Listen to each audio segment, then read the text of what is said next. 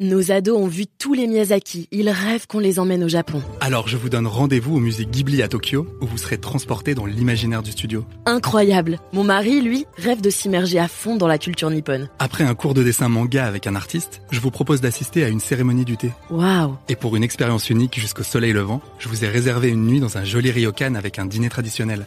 Je nous y vois déjà. Avec Marco Vasco, ne rêvez plus, vivez votre voyage l'esprit libre. Au rendez-vous sur marcovasco.fr pour imaginer votre prochain voyage sur mesure.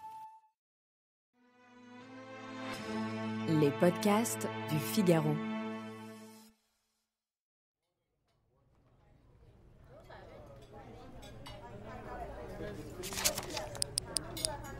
Quand on va au restaurant à l'étranger et qu'on ne parle pas la langue du pays, vous le savez, on prend forcément le risque de ne pas savoir ce qu'on va vraiment manger. Alors on peut être aventureux et commander au hasard.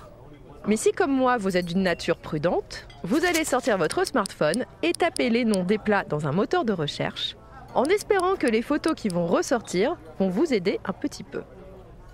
Mais imaginez que vous n'ayez qu'à demander la réponse aux lunettes qui sont sur votre nez. Psst, c'est quoi ce plat-là ? C'est un ragoût de tripes de bœuf. Ah, je vais prendre autre chose. Ce futur pas si lointain, c'est celui qu'imagine le groupe Meta avec ses lunettes de soleil connectées Ray-Ban Meta. Depuis le printemps 2024, elles embarquent une intelligence artificielle capable de répondre à nos questions en analysant ce que nous voyons. Alors, est-ce que demain, nos lunettes de vue vont devenir nos assistants personnels ? Allez, venez, je vous explique tout en 5 minutes. Et Siri ? Et Alexa ?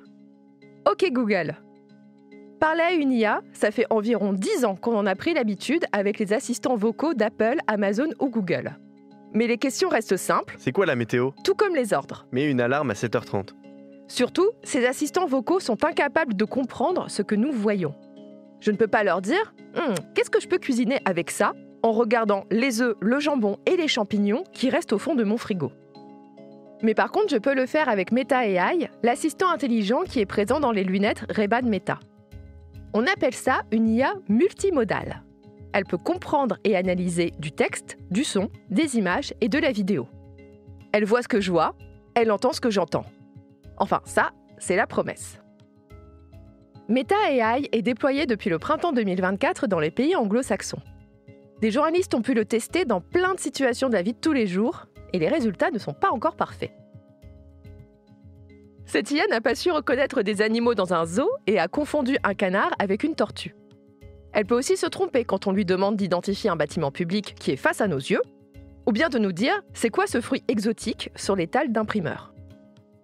Mais elle a su reconnaître des tableaux célèbres et elle a pu faire des courtes traductions dans une poignée de langues. Mais c'est encore impossible de traduire en anglais un menu en chinois, car cette langue n'est pas encore gérée par Meta AI. Ces tests montrent 2 choses. Il reste encore beaucoup à faire avant que ces IA puissent devenir réellement nos assistants intelligents de poche. Pour le moment, je leur ferai pas vraiment confiance pour m'aider à retrouver mon chemin, traduire ce que je dis ou m'expliquer comment réparer mon robinet qui est en train de fuir.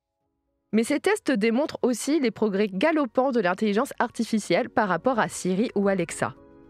Peut-être que ces ratés seront de l'histoire ancienne dans 3 à 5 ans. Et peut-être que ces lunettes nous aideront à arrêter de sortir sans cesse nos smartphones dès qu'on a une interrogation. Comme « Attendez, j'ai rendez-vous avec qui après déjà ? Ça bouchonne sur la 13 en ce moment ? C'est quelle marque de chaussures ça ? Je peux les acheter où ?» Et peut-être, je dis bien peut-être, qu'on passera un petit peu moins de temps sur nos écrans. Mais avant ça, il faudra que ça devienne socialement acceptable de parler tout seul à ces lunettes. J'ai déjà du mal avec les gens qui parlent dans la rue avec une oreillette sans fil.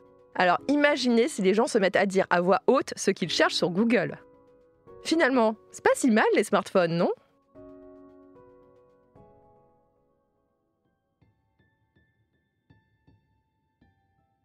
Merci d'avoir écouté Question Tech. Je suis Chloé Voitier, journaliste au Figaro Économie. Si cet épisode vous a plu, n'hésitez pas à le partager autour de vous et abonnez-vous au podcast Question Tech pour ne pas rater nos prochaines publications. Vous pouvez retrouver Question Tech sur le site du Figaro, sur Figaro Radio, mais aussi sur Spotify, Deezer ou Apple Podcast. Et n'oubliez pas, dans la tech, il n'y a pas de questions bêtes. À bientôt!